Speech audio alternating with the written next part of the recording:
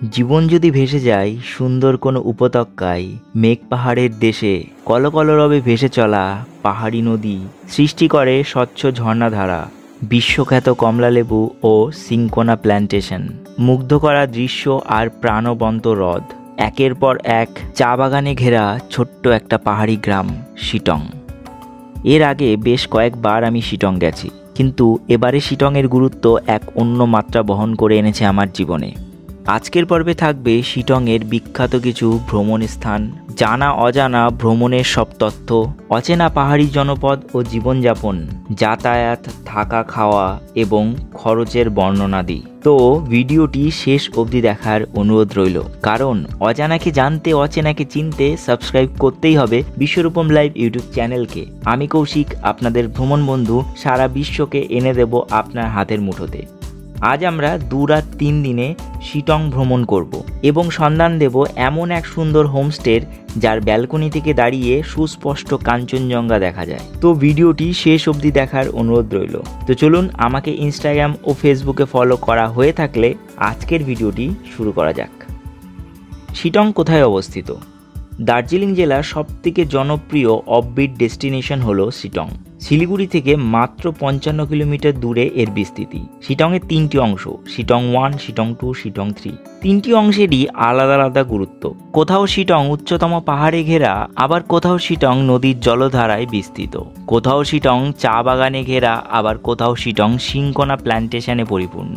এ এক বৈচিত্র্যময় জায়গা, না গেলে এই জায়গার গুরুত্ব মাহাত্ম্য বোঝা মুশকিল। নেপালি জনবসতিতে পরিপূর্ণ এই জায়গাটি বর্তমানে ভ্রমণ পিপাসুদের কাছে এক হট টপিক হয়ে দাঁড়িয়েছে, তাই শিটং এবার ভ্রমণ করতেই হবে। শিটং কিভাবে পৌঁছাবেন? এনজেপি বা শিলিগুড়ি থেকে শিটংয়ের দূরত্ব যেমন 55 কিলোমিটার, তেমন যাওয়ার জন্য আপনার 2টি রাস্তা আছে। 1 সেবক করোনেশন ব্রিজ হয়ে বিরিকদারা হয়ে শিটং, 2 কার্শিয়াং হয়ে দিলারাম হয়ে শিটং। 2টি পথের আলাদা গুরুত্ব এবং 2টি পথের আলাদা সৌন্দর্য। তবে এখানে পৌঁছাতে গেলে আপনি এনজেপি থেকে গাড়ি ভাড়া করে আপনি এখানে পৌঁছাতে পারেন। সেক্ষেত্রে 3 থেকে 3,500 টাকার কাছাকাছি আপনার গাড়ি ভাড়া পড়বে। আমার রেকমেন্ডেশন এমন থাকবে যে আপনি 3 দিনের জন্য গাড়ি বুকিং করে নিন। আমি হোমস্টের থ্রুই গাড়ি বুকিং করেছিলাম, তো তার নাম্বার আমি ভিডিও স্ক্রিনে প্রোভাইড করলাম। আপনি গাড়ি বুকিংয়ের জন্য তার সাথে কথা বলে নিতে পারেন। ওয়াগনার, বোলেরো, সুমো, ইনোভা সব কিছুর আলাদা আলাদা দাম, আলাদা আলাদা প্যাকেজ। তবে গাড়ি যে আপনি রিজনেবল প্রাইসে পাবেন সেটির গ্যারান্টি আমার। তো শিলিগুড়ি বা এনজেপি থেকে মাত্র আপনি 3 ঘন্টার মধ্যে পৌঁছে যেতে পারেন শিটং। শিটং তো পৌঁছে গেলাম, কিন্তু থাকবো কোথায়? শিটংয়ে থাকার বহু জায়গা আছে, তবে আমার বেস্ট প্লেস লেগেছিল শিটংয়ের সাইলেন্ট ভ্যালি হোমস্টে। দুর্দান্ত সুন্দর এই হোমস্টে জাস্ট আমার মন কেড়েছে। এর ব্যালকনি থেকে দাঁড়িয়েই কাঞ্চনজঙ্ঘা সুস্পষ্টভাবে যেমন দৃশ্যমান, ঠিক তেমনই দৃশ্যমান সকালে সূর্যোদয়। অর্থাৎ ব্যালকনিতে দাঁড়িয়েই আপনি সকালে সূর্যোদয় দেখতে পারবেন। সামনে আছে বড় লন এরিয়া, যেখানে বাচ্চারা খেলা করতে পারবে এবং আপনারা বনফায়ার বারবিকিউ করতে পারবেন। ইভেন শীতকালে ব্যাডমিন্টন র্যাকেটও খেলতে পারবেন। হোমস্টেতে 4টি রুম থাকলেও এর এক্সটেন্ডেড ভার্সন আছে, যার প্রতিটা রুম থেকেই ভিউ দুর্দান্ত।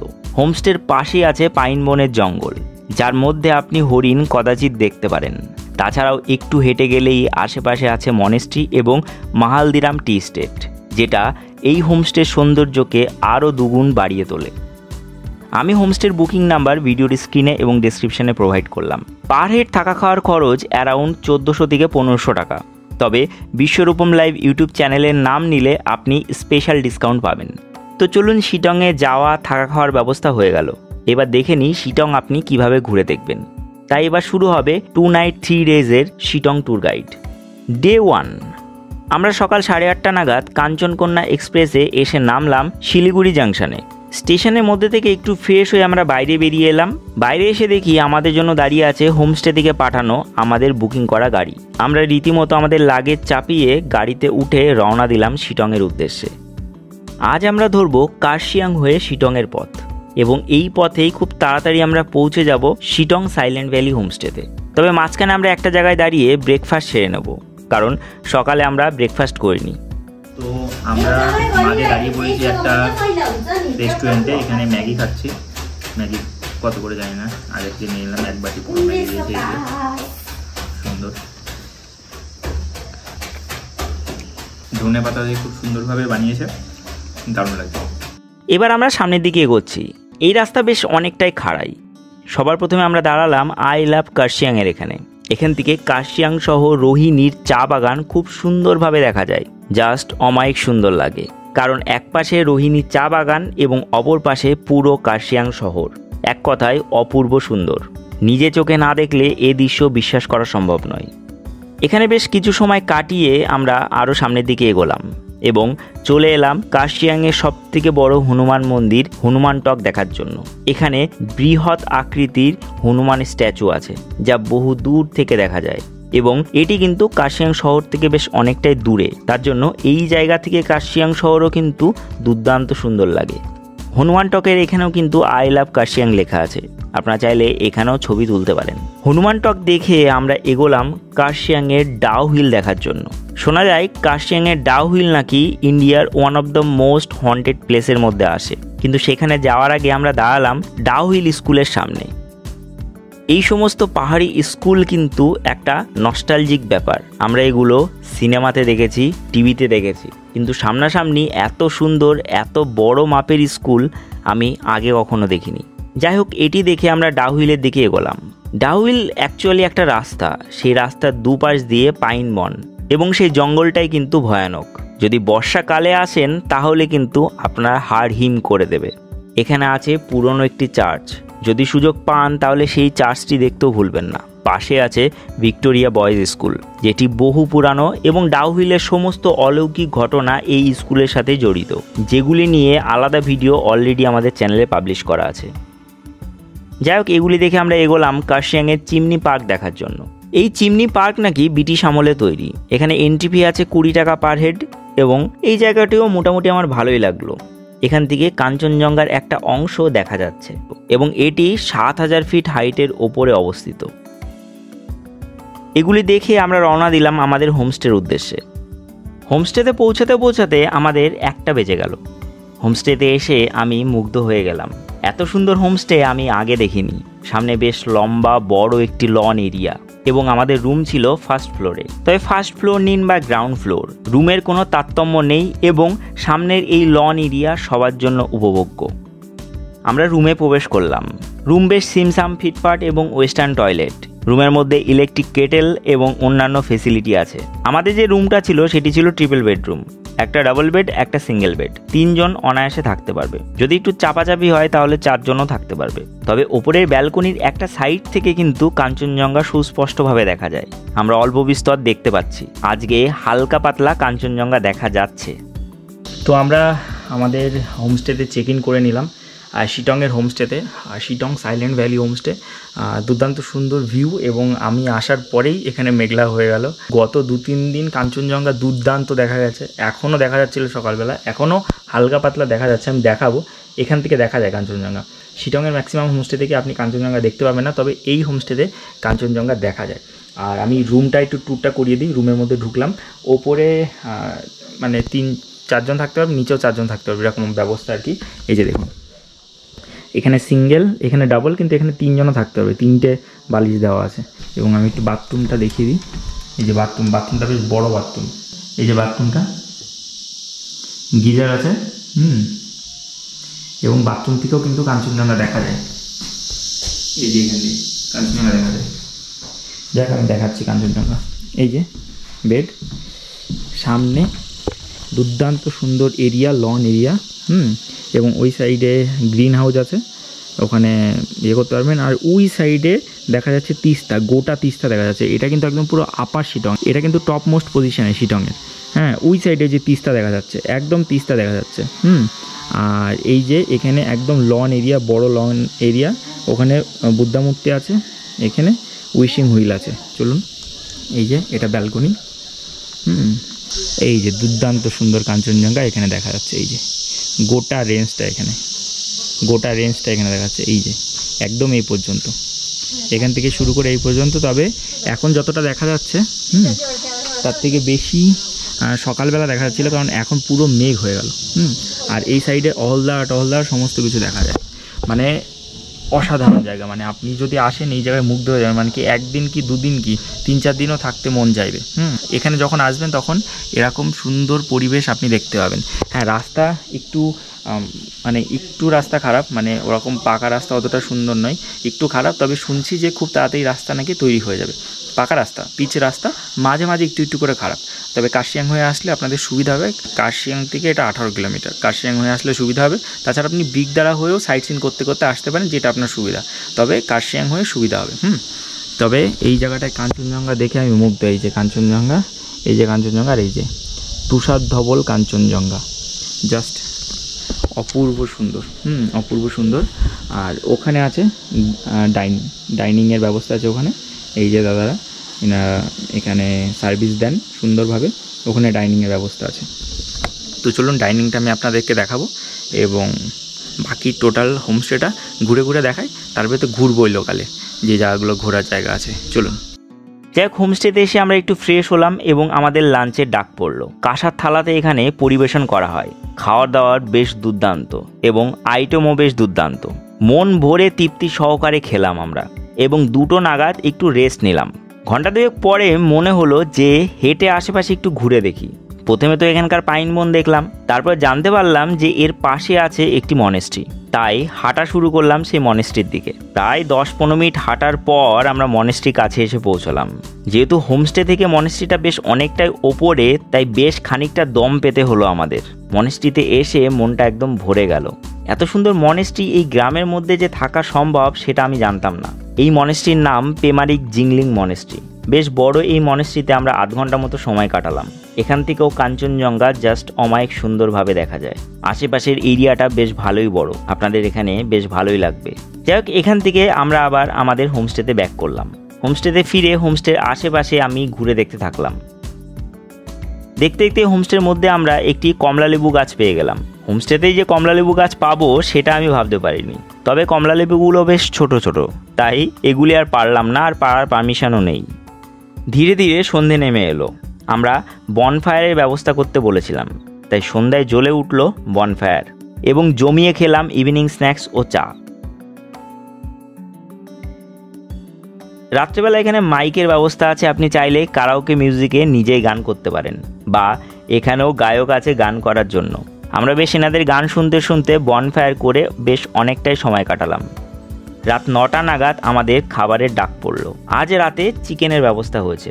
দিনের বেলা ডিম এবং রাত্রেবেলা চিকেন, এটাই বেসিক প্যাকেজ হয় কিন্তু বিভিন্ন হোমস্টের। তবে এখানে আলাদা ভ্যারাইটিস আইটেমও হয়, সেটা আমরা আগামীকাল দেখব।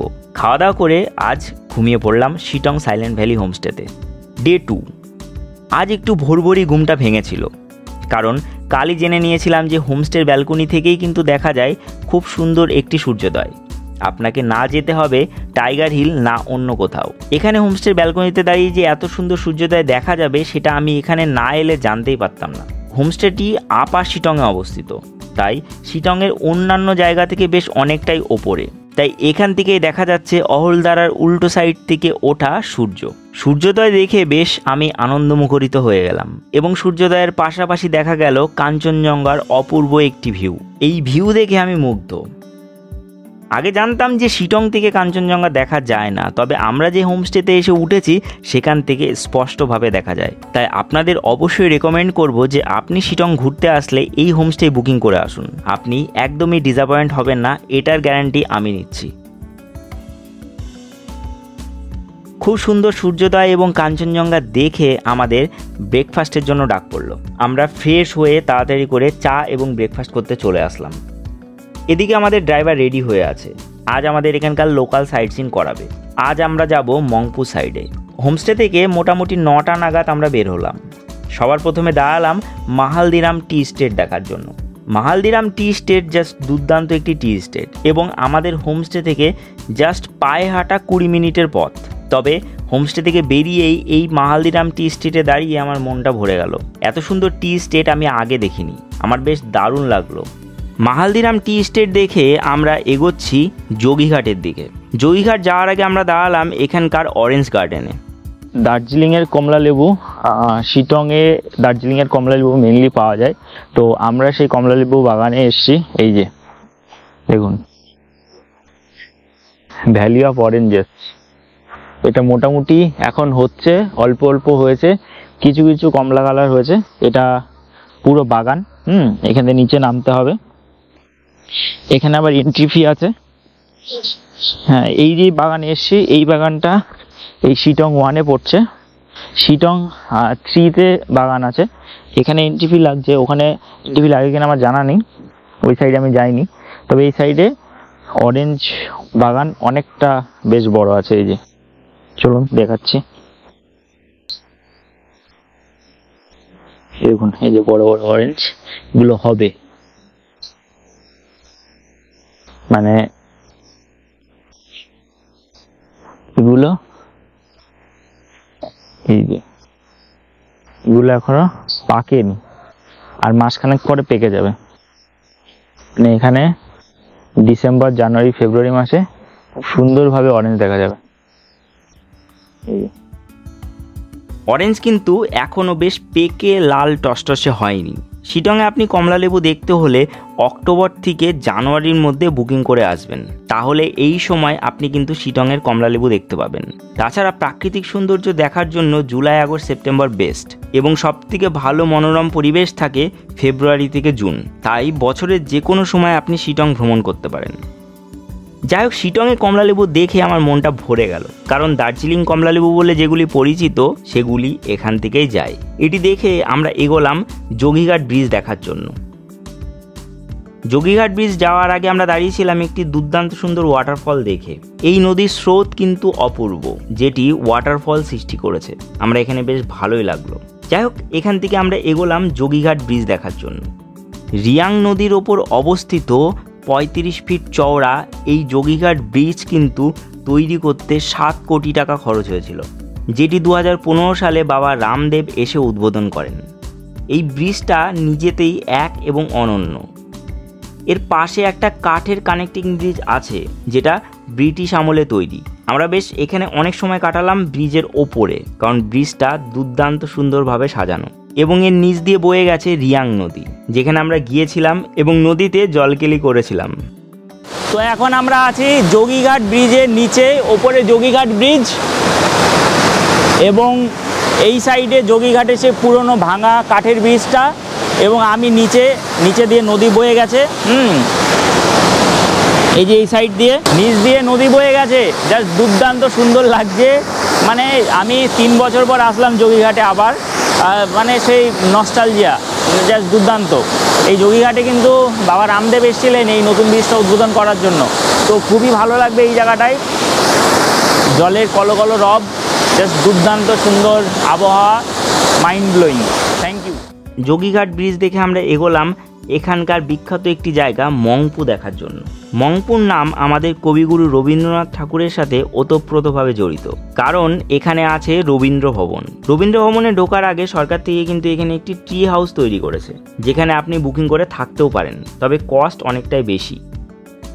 রবীন্দ্র ভবনে ঢোকার জন্য টিকিট নিতে হবে, এই যে 25 টাকা করে। আগে 2 বছর আগে যখন এসেছিলাম তখনও 25 টাকা করে টিকিট ছিল, তো এটা টিকিট নিয়ে নিলাম। এই যে রবীন্দ্র ভবনে জুতো খুলে ঢুকতে হবে। মংপুর রবীন্দ্র ভবনে আমরা 25 টাকা এন্ট্রি ফি দিয়ে ভেতরে প্রবেশ করলাম। রবীন্দ্রনাথ তার শেষ জীবনে এখানে 4 বার আসেন, এবং এখানে বসেই বহু কবিতা, বহু গল্প, বহু উপন্যাস লিখেছেন। বর্তমানের এই রবীন্দ্র ভবন ছিল মৈত্রী দেবীর স্বামী মনমোহন সেনের কোয়ার্টার, কারণ পাশে আছে কুইনাইন ফ্যাক্টরি, যেখানে মনমোহন সেন কাজ করতেন। মৈত্রী দেবীর আমন্ত্রণে রবীন্দ্রনাথ কিন্তু এখানে বারবার আসেন, এবং তার বহু স্মৃতি এখানে কিন্তু রাখা আছে তিনি কী কী লিখেছিলেন, তার চেয়ার, তার বেড, সমস্ত কিছু। তো আমরা মংপুর রবীন্দ্র ভবনের ভেতরে গেলাম। এবার আমরা যখন 2021 সালে এসেছিলাম তখন ভেতরে ভিডিওগ্রাফি, ফটোগ্রাফি অ্যালাউ ছিল, কিন্তু এখন বর্তমানে অ্যালাউ করছে না, কারণ খুব সুন্দরভাবে ডেকোরেট করেছে ভেতরেরটা। আগের থেকে অনেকটা মডিফাই করেছে লাইট টাইট দিয়ে। আগে তো লাইট টাইট কিছুই ছিল না, সুন্দরভাবে মিউজিয়ামটাকে খুব সুন্দরভাবে ডেকোরেট করেছে, এবং এই পোর্শনটাই টোটালটাই আলাদা করে দিয়েছে। এই যে এই সাইডে আছে গভর্নমেন্ট কুইনাইন ফ্যাক্টরি। এখানে কিন্তু মৈত্রী দেবীর হাজব্যান্ড মনমোহন সেন কিন্তু এই কুইনাইন সিমেন্ট ফ্যাক্টরিতে কাজ করতেন এবং তার পাশেই ছিল তার থাকার জায়গা। তো সেখানেই মৈত্রী দেবী, যিনি নহন্যতে লিখেছেন, তিনি কিন্তু রবীন্দ্রনাথকে ইনভাইট করেছিলেন। তো রবীন্দ্রনাথ তার শেষ বয়সে 4 বার এখানে আসেন, 4 বার এখানে আসেন এবং এখানে বসে অনেক কিছু তিনি লিখেছেন। তো এই রবীন্দ্র ভবনই কালিম্পংয়ে অবস্থিত। এই কালিম্পংয়ের রবীন্দ্র ভবনটাই কিন্তু ওয়ার্ল্ডস ফার্স্ট রবীন্দ্র ভবন, মানে এটাই প্রথম রবীন্দ্র ভবন হিসাবে স্বীকৃতি দেওয়া হয়। এখন খুব সুন্দরভাবে ডেকোরেট করেছে, ভেতরে ভিডিওগ্রাফি করতে পারলাম না, আপনারা এখানে অবশ্যই আসবেন। আমরা বেশ এখানে অনেক সময় কাটালাম এবং এখান থেকে সামনের পাহাড় দুর্দান্ত। রবীন্দ্রনাথ সত্যি এখানে বসে অনেক কিছু ভাবতে পারতেন। আমাদের হাতে সময় কোথায়, আমরা খুবই ব্যস্ত, প্রকৃতিকে ভালোভাবে দেখার সুযোগই পাই না। যাই হোক, এগুলি দেখে আমরা এখান থেকে রওনা দিলাম আবার আমাদের হোমস্টের উদ্দেশ্যে। আজ সারাদিন আমাদের এভাবেই কাটলো। হোমস্টেতে পৌঁছাতে আমাদের 2টো বেজে গেছিলো। হোমস্টেতে পৌঁছে আমরা আমাদের লাঞ্চ পেয়ে গেলাম। কাঁসার থালায় দুর্দান্তভাবে পরিবেশন এবং পাশে সুন্দর লন। খাওয়া দাওয়ার এক অভূতপূর্ব পরিবেশ সৃষ্টি হয়। খাবারের স্বাদ বেশ দারুণ সুস্বাদু, আমার তো বেশ ভালোই লেগেছে। খাওয়া দাওয়া করে আজ একটু রেস্ট নিলাম। আজ বিকালে আর ঘুরতে যাওয়া হয়নি কোথাও। সন্ধ্যায় রুমেই চলে এলো চা এবং গরম গরম পকোড়া। ইভিনিং স্ন্যাক্স খাওয়া দাওয়া করে ফ্রি ওয়াইফাইতে ইন্ডিয়া শ্রীলঙ্কা একটু ম্যাচ দেখে নিলাম। আজ আর বনফায়ার করিনি, অন্যান্যরা বনফায়ার করছিলেন এবং সেখানে চলছিল কিন্তু কারাওকে মিউজিক। এবং রাত 9টা নাগাদ আবার ডাক পড়লো খাওয়ার জন্য। আজ রাতে কিন্তু ফ্রাইড রাইস আর চিলি চিকেন হয়েছে। এটা এখানকার বিশেষত্ব। যদি সমস্ত গেস্ট মানেন তাহলে নতুন নতুন আইটেম আপনি এখানে খেতে পারবেন। এভাবে রাতে ভাত বা ভাতের বদলে আপনি রুটিও খেতে পারেন। যার যেটা চয়েস তিনি সেভাবে খাবেন। আজকে রাতের খাওয়াটাও বেশ জমকেশ হলো। রাতে রেস্ট নিলাম। ডে 3। আজ সকাল সকাল আর তাড়াতাড়ি ঘুম থেকে উঠিনি, কিন্তু যখনই উঠেছি না কেন তখনই কিন্তু খুব সুন্দর সূর্যোদয় এবং সঙ্গে কাঞ্চনজঙ্ঘার অমায়িক সুন্দর একটি ভিউ পেয়েছি। রীতিমতো রেডি হয়ে 8টা নাগাদ আমরা কিন্তু চা এবং ব্রেকফাস্ট পেয়ে গেলাম। ব্রেকফাস্টে আছে পুরি সবজি এবং ডিম সিদ্ধ, আপনি চাইলে রুটিও নিতে পারেন। ব্রেকফাস্ট সেরে আমরা এখান থেকে ব্যাগপত্র গুছিয়ে রওনা দিলাম মোটামুটি 10টা নাগাদ। এখানে চেক ইন টাইম 12টা, চেক আউট টাইম 11টা। আমরা মাহালদিরাম টি স্টেট হয়ে প্রথম দিকে এগোচ্ছি শিলিগুড়ির উদ্দেশ্যে। কিন্তু সবার প্রথমে আমরা দেখে নেব এখানকার বিখ্যাত নামথিং পোকরি লেক। নামথিং পোকরি লেক শিটংয়ের সবথেকে স্যাক্রিড একটি লেক। এখানে দেখতে পাওয়া যায় হিমালয়ান স্যালামান্ডার, যেটি বিলুপ্তপ্রায় প্রাণী, কিন্তু আমরা যা দেখেছিলাম তা অপূর্ব। লেকে আছে জল, চারিদিকে পাইন বন। এরকম অমায়িক কম্বিনেশন খুব কম জায়গাতেই দেখা যায় এবং উত্তরবঙ্গে শুধু এই একটি জায়গাতেই আছে। এখানে সামনে আছে একটি হনুমান মূর্তি। আমরা পাইন বনের মধ্য দিয়ে নেমে পড়েছিলাম লেকের মধ্যে এবং হিমালয়ান স্যালামান্ডার দেখতে না পেলেও এখানে বেশ দারুণ আনন্দ করেছিলাম। এখান থেকে আমরা গিয়েছিলাম শিটংয়ের সিংকোনা প্ল্যান্টেশন দেখার জন্য। এখানে এন্ট্রি ফি পার হেড 10 টাকা বা গাড়ি প্রতি 50 টাকা। সিংকোনা প্ল্যান্টেশনের মধ্য দিয়ে আমরা এগিয়েছিলাম শিটংয়ের বিখ্যাত অহলদারা 360 ডিগ্রি ভিউ পয়েন্টে। এখানে একদিকে কাঞ্চনজঙ্ঘা, আরেকদিকে দার্জিলিং, আরেকদিকে কালিম্পং এবং আরেকদিকে তিস্তার ফুল ভিউ পাওয়া যায়। পাহাড়ের একদম টপে অবস্থিত, যদিও এই অংশটি আমাদের হোমস্টে থেকেই কিন্তু দেখা যাচ্ছিল। এখানে অহলদারার মধ্যেও আছে কিন্তু চা বাগান। এই জায়গাটিও বেশ আপনার দারুণ লাগবে। আমরা তো বেশ এখানে দারুণ এনজয় করেছিলাম। তো আমরা এখন এসেছিলাম অহলদারা ভিউ পয়েন্ট ঘুরতে। এখানে অনেক কিছুই পরিবর্তন হয়ে গেছে, নতুন অনেক হোমস্টে হয়েছে আর বিউটি ধীরে ধীরে ম্লান হচ্ছে, তবে ভিউ সুন্দর। আজকে নিচের অংশের ভিউটাও পেলাম, মানে নিচের দিককার, আগেরবার উপরের দিককার অংশের ভিউ পেয়েছিলাম, এবার নিচের দিককার অংশের ভিউ পেলাম। দারুণ দারুণ, এমনিতে ভালো, কিন্তু বেশি হোমস্টে হওয়ার কারণে সব কিছু আস্তে আস্তে ধীরে ধীরে একটু কিন্তু ম্লান হচ্ছে। এখান থেকে আমরা গিয়েছিলাম এখানকার বিখ্যাত লাতপাঞ্চার দেখার জন্য। লাতপাঞ্চার যাওয়ার আগে আমরা দাঁড়িয়েছিলাম এখানকার বড় একটি ওয়াটারফলে। বেশ দারুণ সুন্দর লেগেছিল আমাদের এই ওয়াটারফলটি। তো এখন আমি আছি লাতপাঞ্চারে যাওয়ার আগে যে যোগীখোলা ওয়াটারফল লাতপাঞ্চারের, তো সেই লাতপাঞ্চারের যোগীখোলা ওয়াটারফলের কাছে রয়েছি এবং দেখুন ওয়াটারফলটা এইভাবে উপর দিকে অনেকটা গড়িয়ে গড়িয়ে পড়ছে। বেশ দারুণ জায়গা এবং অনেকটা উপর থেকে পড়ছে, বেশ অনেকটাই হাইট আছে, তার জন্য দাঁড়ালাম এবং এখানে দাঁড়িয়ে ছবি টবি তুলতে পারেন, ভালো জায়গা। তারপরে লাতপাঞ্চালের জঙ্গলের মধ্য দিয়ে আমরা এগিয়েছিলাম সামনের দিকে। এক দারুণ সুন্দর জায়গা, এত সুন্দর জায়গা, এত সুন্দর রাস্তা আমি আগে কখনো দেখিনি। আমাদের বেশ দারুণ লাগছিল এই জায়গাটা। এগুলি সব কিছু দেখে আমরা কালীজোড়া হয়ে নিচে মেন রোডে নেমেছিলাম। তারপর ফিরছিলাম এনজিপির উদ্দেশ্যে এবং আস্তে আস্তে রাস্তায় দেখে নিয়েছিলাম সেবকের করোনেশন ব্রিজ। সেবকের করোনেশন ব্রিজটা আমার বেশ দারুণ লেগেছিল। এটা উত্তরবঙ্গের আন বান ও শান। আপনারা চাইলে এখানে দাঁড়িয়ে ছবিও তুলতে পারেন, তবে ব্রিজের ওপরে গাড়ি থামানো যাবে না। আগে থেকে গাড়ি থামাবেন, তারপরে গিয়ে ছবি তুলতে পারেন। সেবকের করোনেশন ব্রিজ দেখে আমরা এগিয়ে চলে এসেছিলাম সেবকেশ্বরী কালী টেম্পল দেখার জন্য, যেটা সেবকের করোনেশন ব্রিজের পাশে অবস্থিত। এই কালী মন্দিরটি কিন্তু খুবই জাগ্রত এবং এর নাম সেবকেশ্বরী কালী মন্দির। বেশ অনেকগুলি সিঁড়ি টপকে আপনাকে কিন্তু ওপরে যেতে হবে। আমরা ওপরে গিয়েছিলাম এবং মায়ের দর্শন করে এসেছিলাম। এগুলি দেখে সেবক ফরেস্টের মধ্য দিয়ে আমরা এগিয়েছিলাম এনজিপির উদ্দেশ্যে। আজকের ট্যুরটাও বেশ প্রায় সারাদিনেরই ছিল। এনজিপি পৌঁছানোর আগে রাস্তায় এক জায়গায় দাঁড়িয়ে আমরা লাঞ্চ সেরে নিয়েছিলাম। এনজিপি পৌঁছাতে আমাদের প্রায় 4:30 বেজে গেছিলো। আমাদের ট্রেন ছিল সন্ধ্যায়। সেই ট্রেন ধরে আমরা বাড়ির উদ্দেশ্যে রওনা দিই এবং এখানে আমাদের যাত্রা শেষ হয়। খরচের কথা বলতে গেলে বলতেই হবে যে পার ডে গাড়ি ভাড়া আমাদের পড়েছিল 3,500 টাকা করে।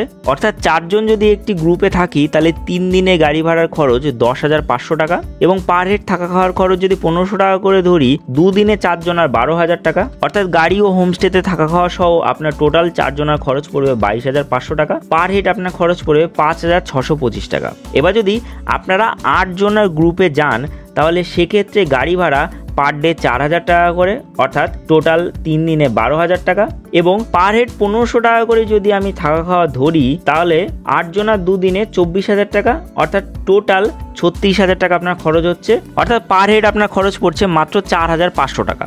2 রাত 3 দিনে আপনি শিটং মাত্র 4,500 টাকাতে ঘুরতে পারেন। এবার যদি আপনি বিশ্বরূপম লাইভের নাম নেন বুকিং করার সময় তাহলে কিন্তু এই 4,500 টাকা ট্যুর প্যাকেজটা কিন্তু 4,000 টাকাতেও হতে পারে। তবে আপনি সেটি আমাদের চ্যানেলের নাম নেওয়ার সাথে সাথে বার্গেন করেও নেবেন।